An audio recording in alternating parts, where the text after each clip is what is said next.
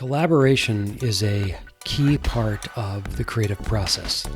I can't really think of much in our day and age where you as an artist or a creator are doing it all on your own. Even writing a book can be a pretty lonely process. Sometimes it's pretty solo, like it's on your shoulders, on your back to deliver something, and you really have to show up and do that work.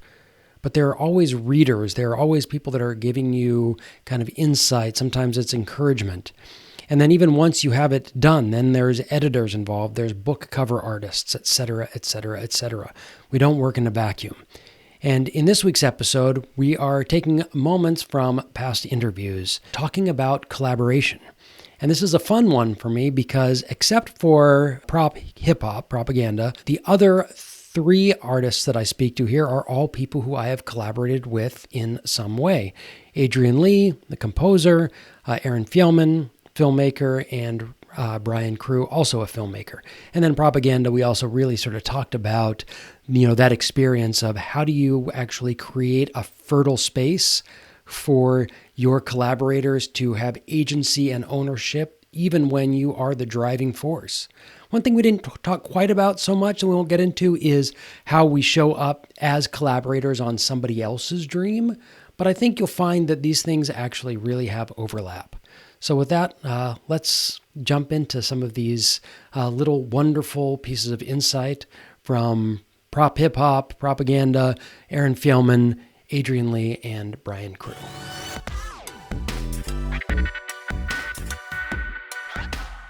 I guess Mozart wrote by himself, right? But we don't live in an era where creatives are basically the masters of their own universe, right? Like we all collaborate. Well, Mozart, yes. I'm glad you mentioned Mozart because he was great up until the point where there were too many notes, of course.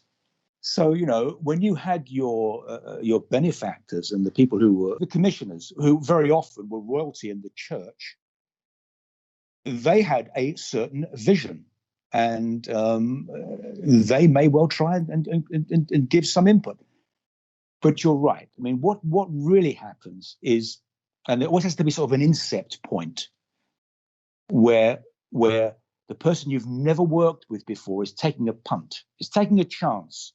They don't really know. They know enough about you to hope that the output is going to be in the ballpark. Once that relationship is established, you pretty much are working with a kind of with empathy. You know what's expected and of you as a writer. You hope that is in sync with your own sort of musical values, and the director or the writer or the producer or anyone who has input into whether that thing stays or goes, that particular piece of music.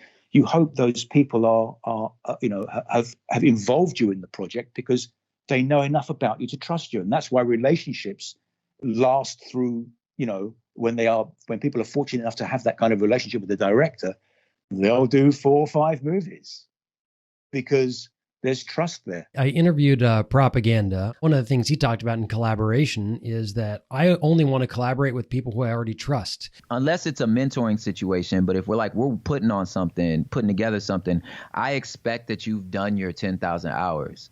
Because that's why you're in the room. You know what I'm saying? And if I feel like I can accomplish this without you, then why are you here? So for me, it's like, I want you to shine. I want you to flourish. I want you to do what is inspiring for you. And I'm going to do the same, So even in the creative process of this, I picked for the illustrations and the cover, I did a little blurb about what each chapter is about, and I sent her 7 poetry pieces and was like, have at it, and that is because how I pick collaborators is much more long and methodical, so that when it's time to work, it's like I don't even think twice. You don't need to, the direction, right? You know what I'm saying? You know what you're doing, and I'm going to deliver. Now, if there's a direction change, then I'm going to clue you in so that you're not like going down this trail that, it's not going to do nothing. So, and for me, it's like I'm open to what you present. So if we're working on something, you flash something back to me Now I'm inspired by what you made, and I'm like, oh, okay, cool. So let's get back in, and it just makes for a better final product, man. You know, and I want to enjoy it. I want to enjoy the process. Nobody likes somebody looking over your shoulder all the time, you know. Yeah, my last documentary, which I know you've got a couple of daughters. You might, if you got Amazon Prime, sit down with them and watch Hardball, The Girls of Summer, about let's go. Okay. A few women in America who play baseball, not softball. They're actually baseball players. It's baseball players. Yeah, I'll shoot you a link afterwards. But in the process, that was it's a documentary film. It took a lot of time and collaboration and finding a story that didn't exist yet, because it wasn't, the world was happening as was happening. And there were a few times where I remember, like, my editor and I would be sitting in a room and we would really get into an argument. She was adamant it had to be one way. And, at the end of the day, as the director and as the writer, at times I had to call the shots, but I never wanted to shut that down. I always loved the butting of heads, let's go ahead and let's go at it. And the way I look at it is, if we really get into it with mutual respect, then at the end of the day, I actually want to be wrong. If I was right? You know what I'm saying? Yes. Yeah. I totally get it, because it's like, if it's all my ideas, then why are y'all here? I could have just hired a little intern to just, you know what I'm saying? Yeah. You don't have the experience to just like do the brunt work. No, but you're a creative. You're an artist. You be an artist. Yeah, right. Absolutely. And when somebody else proves you, convinces you, that means when I always say, when I lose an argument, I actually won, because that means I have something I didn't have before.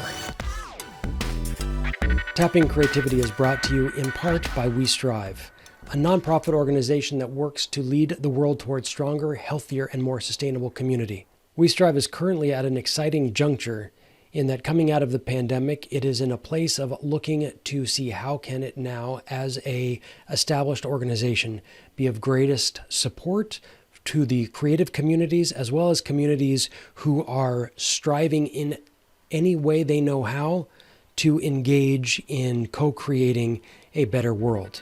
If you're interested in learning more, visit westrive.org. First film I directed, it was called Motel Room, right after film school. And I remember being on the set, and there was something there was this domestic abuse scene between a father and a daughter, and the boyfriend was there. And both the daughter, Rebecca Rosnack, and Eric Larkin was playing the dad, both kind of said, I'm not feeling the scene the way you wrote it. What can we do? And I was like, I'm going to go in a corner by myself and try to fix the writing. And the cinematographer was also a USC grad, and I was kind of irritated with him at the moment. He was like, let's just improv something, which is the correct response. My feathers got ruffled because he kind of stepped on me as a director.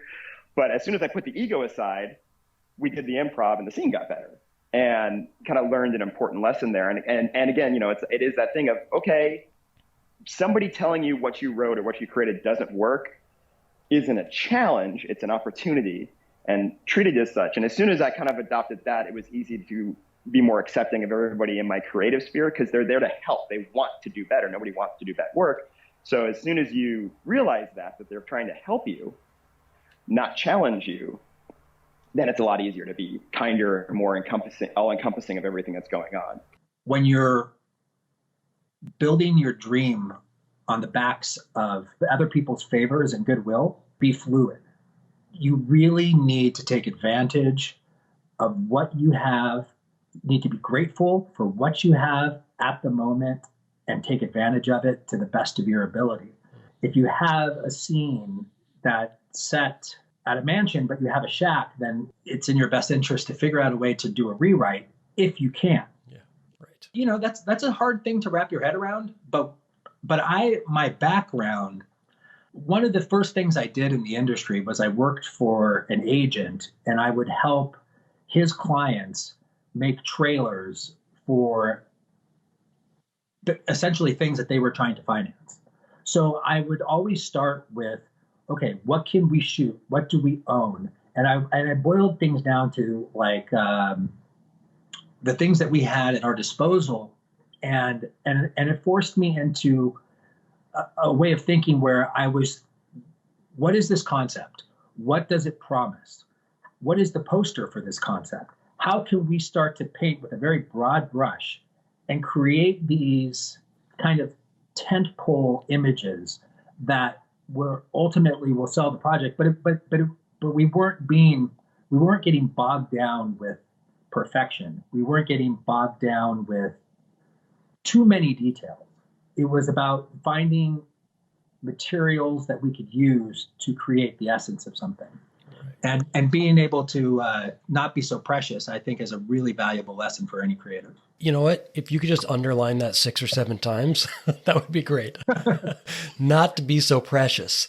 Because when you get too precious, the idea ultimately becomes greater than the project itself. And I think that in and of itself kills creativity.